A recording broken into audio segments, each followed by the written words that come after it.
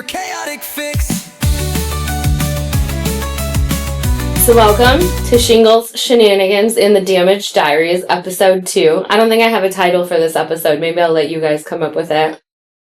Maybe the Lovebirds. The Lovebirds, the beginning. Let's dig into it. Why? So this is neat because this is the restoration side, the whole Damaged Diaries portion of the podcast. I'm going to go ahead and let you guys introduce yourself. We'll start with you. My name is Mike, and Post.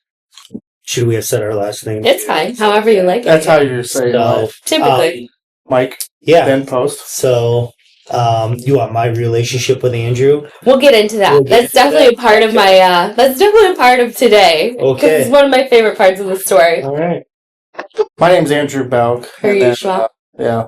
I'm part of the roofing side, but yeah, then I helped him out all the restoration side stuff. And I'm Crissy, the host. So I really just wanted to kind of start with the whole idea that, you know, we've been in this business for 40-something years, and we've tried restoration before, and I think legally wise, we're going to exclude all names and everything out of that. We did a franchise. Yep, we did. And it wasn't for us. It didn't work out for them either. And No, it was not for us. so, but it's all part of what I like to call the restoration love story, because all these things had to happen to get to the point that we're at now. Mm-hmm. And we honestly wouldn't have a restoration business going as is right now if it weren't for Michael. So I think you guys should talk about just kind of how this started and how it came about.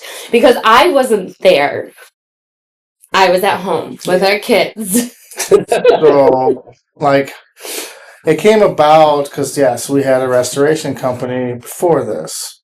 And then, like I said, the things didn't work out, so Mike was working on another restoration company, and then one day we needed to hire some project managers, and I was like, well, do you want to come work over here? And then I'm like, but you're really overqualified for what I'm wanting. You know, it was a pretty simple job on that aspects and stuff like that. But yeah, then when Mike one day decided, hey, let's start a restoration company again. I was like, oh, I just sold all my stuff. Sold thousands and thousands of dollars worth of stuff. Equipment. Bunch of equipment we had. And we sold that 6 months. And then 6 months later, I was like, oh, hey, we're going to do this restoration thing again. One more time. Why not? But this time, we definitely had a better grasp. This has definitely gone better. Yeah, I remember sitting there. I believe we were at Buffalo Wild Wings. Oh, is that where you guys took me? Yep. Okay. Just ordered my Asian Zing and French fries. Andrew had his 24 wings. That's right. And his take-home box at that time. Half and half.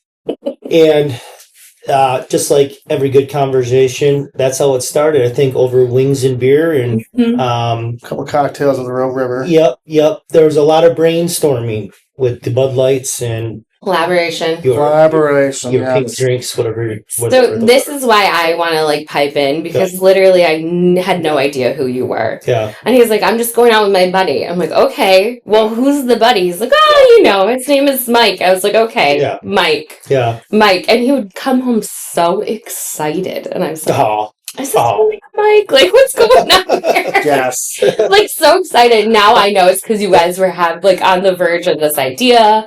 You're excited about new business. Yeah. Like, there's all this energy and positive forward into something that's turning out to be really, really awesome. Yeah. It definitely developed into something way beyond what our conversations were in the beginning. Yeah. Like it should, but yeah. In the beginning, sorry. Oh, go for it. Oh, in the beginning, we just thought this is taking off crazy, but in the beginning, we just thought, we're just trying to get like one little truck and run around, do a couple of things. Now it just blew up. As it does when you have something good. So, Mike, what's your experience in the restoration field? How long have you been doing this? Well, in construction, I've been in construction going on about 26 years. And so that just naturally evolved into this part of the industry, which I always say there's three industry. There's commercial, residential, and now there's insurance. Mm-hmm. And it just it was kind of hand in glove once I was introduced to this part of the industry, and I was able to just put my time into it and learn how the industry standards are, and be able to surround myself with good people to teach me. And throughout the years, it just I was able to make myself just a little bit dangerous enough to come in and put it into action. Yeah. So, yeah. So you're the perfect candidate for the podcast, because one of our things is the wildest story you've ever had on a construction or restoration site, because there are some crazy stories. Restorations, it's nasty. Whether it be the universe, you, or like someone you're working with, and you have to go home and reality check, like, did that really happen today? Yeah. With that many years in the business, do you have one specific story that sticks out the most for you? God. I don't have like one specific story, but I can say this. Just about every claim that is made by the insured, the storyline is that you show up and right away you are on their bad list. It's not, you're there to service as far as restoring their life, but the time you show up there, that you are enemy number one. One, you're going into their home where they live, trying to convince them why you're there, and we're trying to restore the life. So that's always the storyline. And the beauty of it is it always ends up that you become a part of their life and they understand who you are. And the first day you showed up, why you were there, and everything just adds up. And it's nice seeing when you're there, they have when you show up, they have an angry face, but when you're leaving, they're smiling. Right. So, you're always an inconvenience at best. Well, and it's, honestly though, so we've gone through our own like home situations, and it really is like you're immediately associated with the worst moments of their entire life. Yeah. Well, the problem is you're trying to act like you're not excited when they're sad. Because you see these big claims, and you're like, we're going to make some money today, which is great. Yeah. And when you want to help their lives, at the same time, you don't want to act like you're just super excited over here, and then, they're sad as it can be. It's not what you want.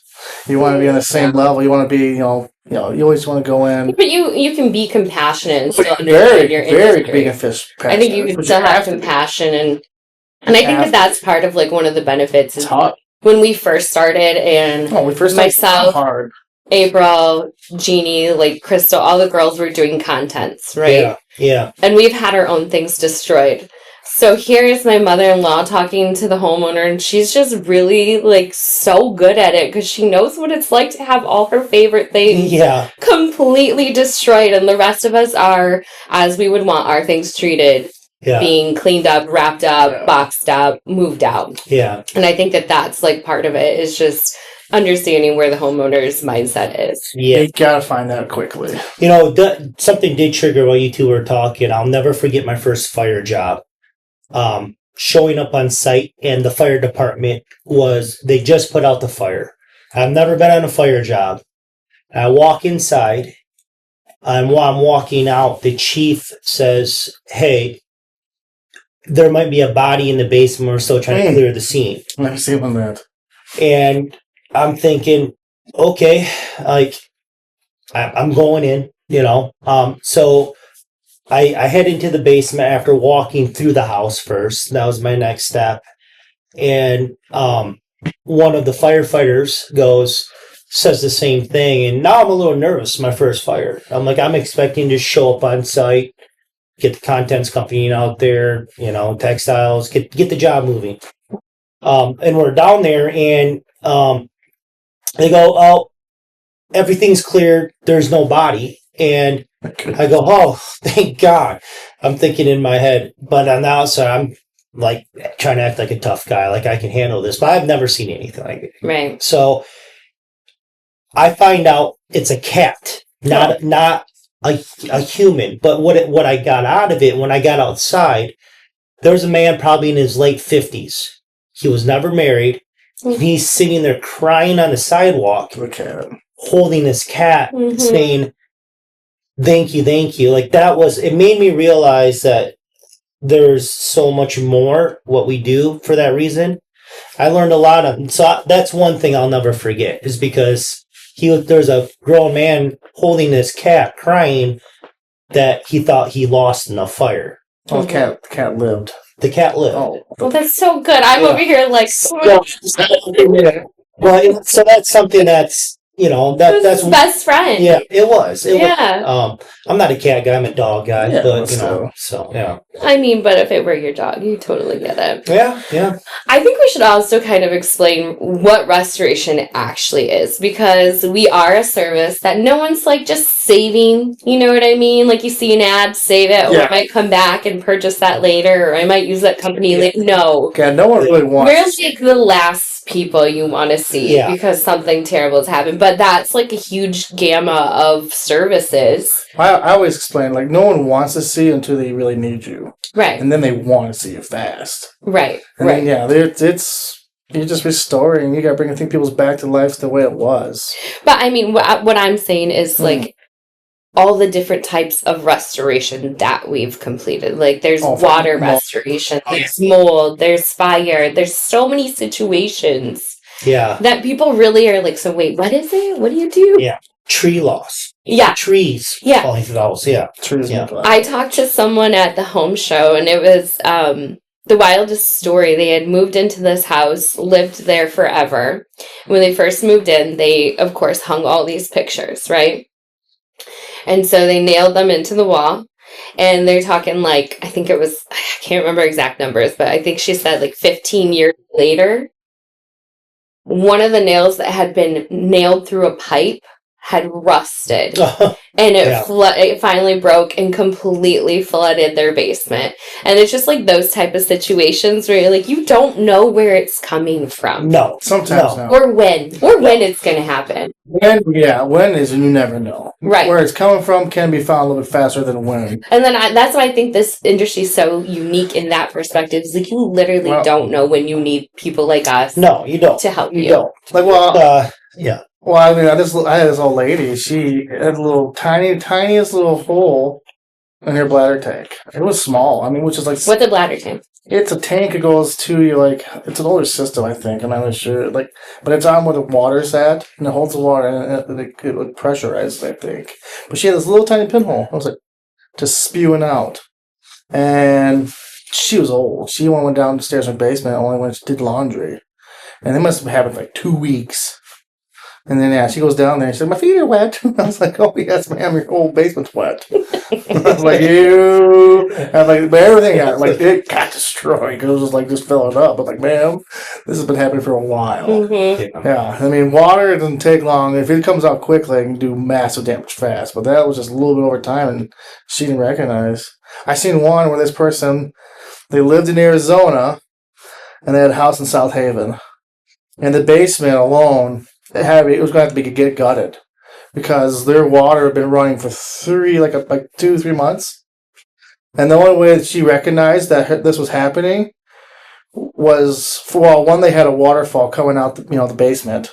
It was a stream of river going down. Like, she lived on this hill and went down this path. People were like, "Oh, what's going on?" That's a good indicator. Yeah, and then also her water bill spiked hardcore.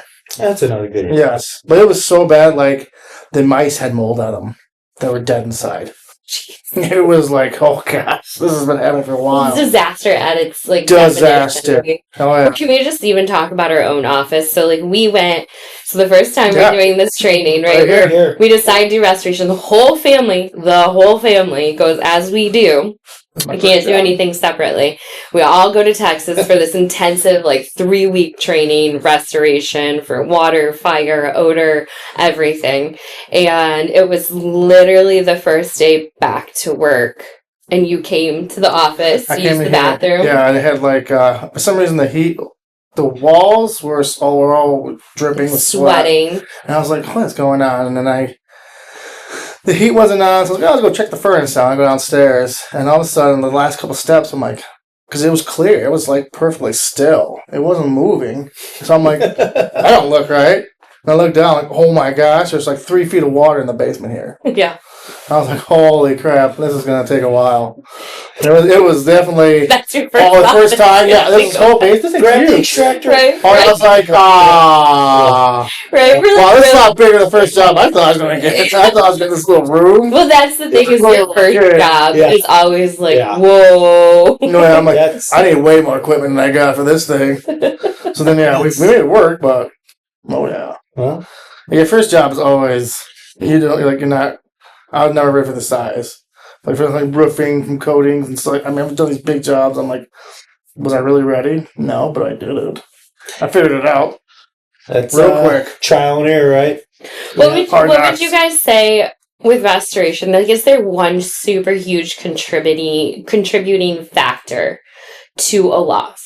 Like, would you guys say the biggest one is weather, or would you say it's like certain things that homeowners can prepare for, or I don't know if that makes any sense to That's a you. great question. I would say natural disasters Yeah. you can kind of plan for, just because the news will give you a little forecast on what may be coming down the pipe, That's fair, but they cannot give you. There's no guarantee, right? right? You know, so you can almost you're on the edge of your chair waiting to dispatch and go. Right. You can never be prepared for, if your dishwasher breaks or your wash machine. Yeah, Or I just don't know. it seems like a lot of it happened if people are out of town. Yeah. The homeowner, you can never prepare coming home. So maybe that is like the best tip is like Yeah. have someone checking on your house daily. I think that's a great. Well, Yeah. like If you're gonna be out of maintenance, town. anything you maintenance always stays better than if you don't maintenance it. Well, for sure. And we have that chart too where like we listed everything out like, hey, you need a roof in this many years. Like you need Yeah. to check your furnace in this many years, your But, I mean- your water heater. Things always happen when you're gone. I know. That's the best things. Remember our house? We've all Oh, experienced. everything happens when you're gone. I know. Well, Yeah. the Do you first time, want to talk about what happens when your parents are gone and you throw a party at your house, their house in high school, Yeah. and the disaster that happened? It's like yeah, it wasn't a disaster. It was a good time. I thought it was a good time. But yeah, so they had carpet first. They still have carpet now. But anyways, like there's a trail. no. Let's start. Your parents went out of town, I and you planned. didn't plan it that big. I only planned to have like 15 friends over. Have you heard this story, Mike? No, but I'm listening. Okay, I here had, we go. it was New Year's Eve. No one. We're like, I don't know, 20, 21, something like that. If I remember right. But no one, I guess, was doing nothing. So I invited like 15 people over. I just thought I had a few friends. Let me lay the scenery. Yeah. Jane Some Belk's details. home is her happiest of happiest place. Like she has this living room that you're barely allowed to sit in. It has like white carpet, her beautiful antique things. Like she changes out her little pretties, like her ceramics and things. She changes them out per holiday. Okay. Thank Yeah. goodness for So sorry, I had to set the scene that Not this is where thing. he invited 15 people over. So yeah, I mean, like I said, thank goodness for not being able to have cell phones back then. You could record stuff. So, but like I said, I put 15 people over, and then all of a sudden it was like 20, and all of a sudden I'm like, there's 25, and all of a sudden it was like 30. I was like 40, I was like 50s, and I was like 60. I forgot counting. I'm like, well, there's no point. There's a lot of people that I didn't even know there. I was like, who are you? I'd go around mess around with people, like, to go up to them, like, hey, we should mess this house up. They'd be like, yeah. I'm like, no, you don't. No, you don't. No, you don't. That's my house. No, you don't. Needless to say, it did Yeah, get yeah. messed up. Yeah, she did get Because- messed up because, like, these girls, there's a bathroom downstairs, but there's a bathroom upstairs, like, that we had too. And these girls, they made a trail just going up to the bathroom and back down. And it was a mud trail. Just On white carpet. Yeah, it was not good. Oh, It was kind of. Ooh. Beanie It wasn't Bags totally white white, but it was like, yeah. But well, can see not that- after them. no, He's gonna know. No, yeah. no, you can see exactly that happened. But then, by the good grace of God, our house flooded. because they had this old boiler system. Oh, that's great. Yes. Yeah. That's great. Yeah. Not everyone loves. Not everyone loves that. They had when the house flooded because the boiler systems they froze. The power must have went off or something, and the pipes froze, and when the water went through the whole house, and it busted everywhere. The radiators. Yes. Yeah. So they did that happen, and then they also had synthetic fire. Well, they had smoke damage from their fireplace. Somehow it wasn't lit right or something, and it just went through and spider webbed and looked like it was all through their house. Entirely covered up. Yeah, thank God. When I tell you this man is the luckiest man you have ever met. We had to get the people in. Yeah, we had to get the people in. They came in. They replaced the carpets. They cleaned everything up. I mean, we cleaned it up. I mean, and my mom kind of knew something was happening, but, they came and cleaned up the rest of it. Yeah, the carpet part was great because, even out today, I don't realize it wasn't that much, but it was bad where it was like, I was like, well, I tried to vacuum in and clean. I was like, that's not going to come out. You weaseled your way out of that one. I didn't weasel my way. It was just how it went down. You're like maybe one of the few people that was like grateful for a disaster. Yeah. Most kids just add water to their vodka and put it back in the liquor cabinet. Yeah. Not Andrew, but they don't have he calls upon a flood. Yeah. They don't have liquor cabinets. Yeah. But that was our first one I've dealt with actually, though. My first. First claim we ever had to deal with. Which, I wish we would have had us do it. I wish we were around. Because we had a couple companies come in. We had one company, in the middle of the process, just give up and walk away. They got some other job, and then they come back. So this is, I think, also really important to add, is that Jeannie, this was an idea within the family that they have noticed other companies that like failed them in so many different ways on services, and it was like whenever we talked about doing this, we're like, okay, yes, but this is how we're going to do it the right way. And so like again, I can't emphasize enough the fact that like, we've all had the experience, and that's where like the compassionate piece comes in. Oh yeah, I mean that part. They straight up we had to get two companies. The second one, then you pretty much when you get a new company in, it's like you have to start over again. In the process, because they just came in, they don't know.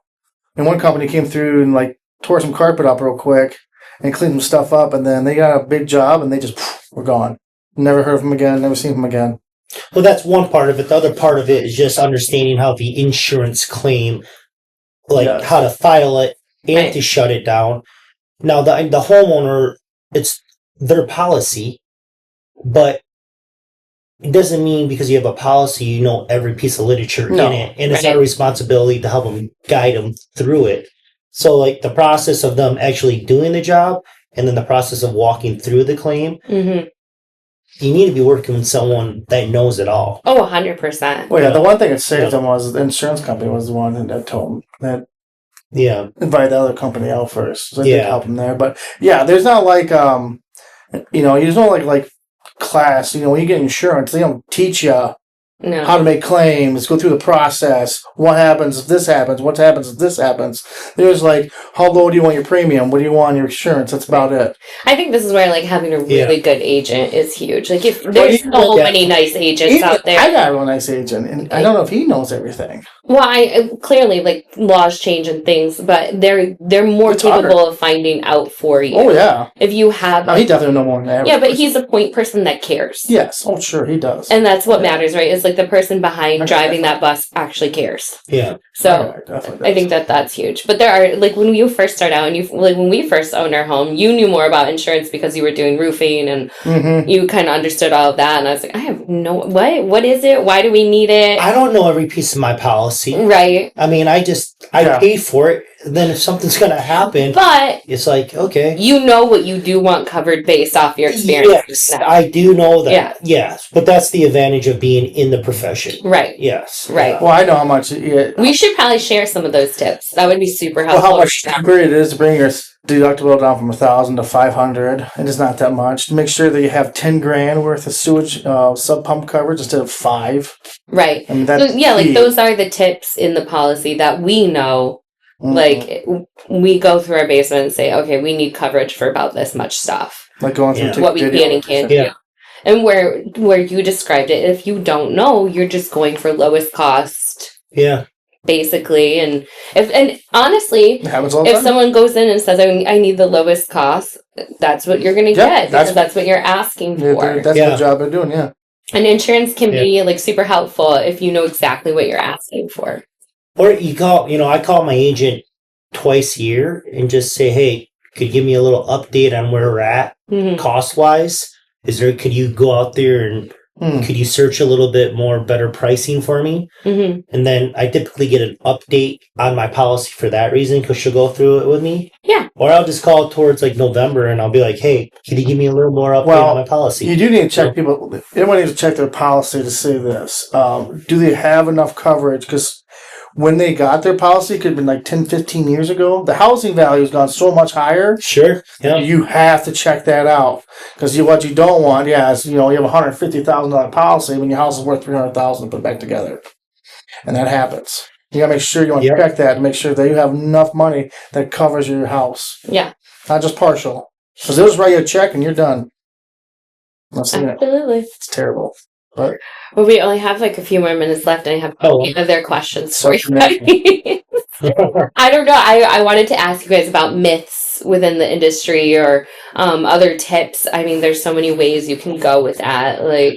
Myths is for water always drives me nuts. It's 3 days and that's all it takes to dry. Oh. That's not true. It's just that's the only myth I never because he takes 4 or 5 sometimes easily to dry people's places out. Depending on the job. Yeah. They're all job dependent. The 3 day thing has always been the biggest myth I ever heard. What are your thoughts on DIY water cleanup? It's up to you. Yeah, but why? I want to hear Mike's perspective on it. There's a reason why you take classes. There's a reason why you get certified. There's a reason why you have certain equipment that is required. There's procedures that are regulated in certain parameters we need to work in order that it's getting the moisture levels in some cases for water are at levels of safety for the homeowner or the insured at that point. So you could do it yourself and roll the dice. Right. But the chances are in a month later, we're going to be out there because you're not dealing with just water. Now you're dealing with mold. Secondary problem. Yeah. So I would say get it done right the first time. Right. Yeah. Insurance will cover for water. They don't cover for mold. Not usually. Right, because it's a factor of something that had already happened that you should have taken care of. Didn't take care of well enough. And I think a big myth is that I run into quite a bit that I've learned over the years is that the insured thinks that the day you step out there, the very first day you step out there, they have no clue what's going on. They're thinking, oh my goodness, how much is this going to cost? Who's paying this? What's doing this? They have all these questions. At the end of the day, this is an insurance claim. We're there to run it through insurance. And the myth of it is they shouldn't be paying out of pocket except for their deductible. And to me, it still amazes me that's never painted clear to them from the very start from their agent or when they file a claim. Because that mental security of, okay, I'm being covered because of what I've been putting into my home so many years to get it covered and I need it now. That is a myth. Like you shouldn't be paying out of pocket, and working with the right company will help you make sure you're not. Right. Yeah. I agree 100%. And I think that's like one of the first lessons with owning our home where I was like, okay, just knowing what a deductible is. Yeah. And that's really all it comes down to. So when he was saying have a $500 deductible or $1,000 deductible, financially, within what realm do you think you'll be able to pull off within an emergency and knowing those things? Yeah. So I think we had a lot of good tips, a lot of good conversation. Does your mom know about that story? Did I just out you having a party in college? Pretty sure it'll be okay. You are the favorite child, the favorite son, for sure. I'm almost 40. It's going to be fine. I feel like I'm going to call her when we're done with this. You definitely can. My goodness. Okay, so any last words? Not yet. I would say always definitely look into your policies. Look into that part. Just be educated. And I think we will in the future be having some of our favorite agents come on and talk, because I think it's important. It really is. And it's kind of a complicated field if you have no idea how to navigate it. But also, it's always gonna make it. It's gonna be okay at the end. It is gonna be okay. It's gonna be okay. And I would have to say, I know the title of our love story is that, on a serious note, is that it started off just getting to know each other, then into a friendship, into a really healthy friendship. And it's amazing when you have loyalty to someone, how something can just generate and start growing seeds and take off to something if you really believe it with somebody. And that's what happened here. It just started with a conversation, and here we are. Yeah. Here we are today. So that's, yeah. The Diaries. Yeah. You're in the family now, Michael. You're in the family. Yes. Yes. You're in. Yes. All right. Well, I super appreciate both of you guys humoring me as always and all of my ideas like a podcast. It's been fun. I love your stories. I love the way you guys met. I know I joke a lot about it, but so many good things have come about. So many good things. A fun friendship that turned into, hey, this is something we need to do together because we can do it really well. So. Yes. Yeah. And I'm really proud of both of you and all your hard work. And it's awesome. Thank you. All right. Thank you. So that's it. This episode is brought to you by Melvin Belk Roofing, your trusted local roofing experts right here in West Michigan. Whether you're dealing with storm damage, a mysterious leak, or it's just time for a new roof, Melvin Belk Roofing has you covered, literally. They've been serving the Grand Rapids area since 1983 with honest quotes, high-quality materials, and a team that goes the extra mile. So if your roof is looking rough, don't wait for it to become an emergency. Visit melvinbelkroofing.com to schedule your free estimate today. That's melvinbelkroofing.com. Roofing you can trust from people who care.